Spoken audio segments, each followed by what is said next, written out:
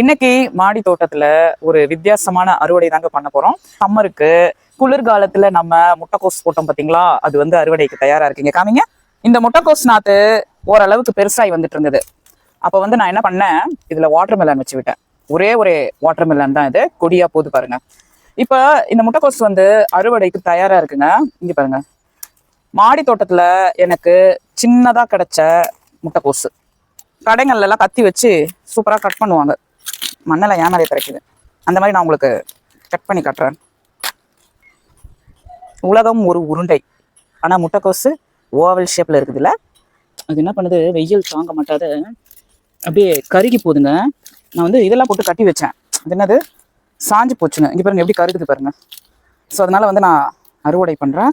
கருகி போய் ஒரு வழி ஆயிடுச்சு இது. ஸோ இதை அட்ஜஸ்ட் பண்ணி நம்ம இதையும் சேர்த்து செய்வோம். இந்த முட்டைக்கோஸ் மேலே எனக்கு நம்பிக்கை இருக்குது. இதை நல்லா பொரிச்சு சாப்பிடலாம், ஏதாவது கேரட்டோட. ஆனால் இதில் ஏதாவது பிரச்சனை இருக்குமா அப்படின்னு எனக்கு தோணுது. ஏன்னா இதில் ஓட்டை இருக்குது பாருங்களேன். ஓட்டையில் யார் இருக்காங்கன்னு பார்ப்போம். யாரும் இல்லைன்னா சந்தோஷம். ஆஹா, யாருமே இல்லையே. யாரும் இல்லாத காரணத்தினால். ஆனால் இங்கே இருக்குது ஓட்டை. ஏதோ பூச்சிடா. ஓடிப்போ. சின்னோண்டு பூச்சுங்க, அது பரவாயில்ல. நம்ம இதோட கேரட் வச்சு பொரியல் பண்ணி நாளைக்கு கிச்சன் சேனல் ஷார்ட்ஸ் போடுற அவசியம் பாருங்க. ஒரே பீர்க்கங்காய் அறுவடைக்கு தயாரா இருக்கு. அதையும் நம்ம கட் பண்ணிக்கலாம். நிலத்துல கீரைகள் வளர்க்குறோம் பார்த்தீங்களா, அதுல எப்படியாவது பூச்சி வந்துருதுங்க.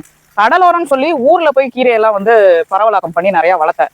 பார்த்தா அங்க வந்து ஒரு இலை விடாம பூச்சி பூச்சி பூச்சி பூச்சி பூச்சி. ஆனா மாடி தோட்டம் பாருங்க, காய்கறிகள் வளர்த்த மாடி தோட்டம் மாதிரி ஒரு சூப்பர் இடம் இருக்கவே முடியாது.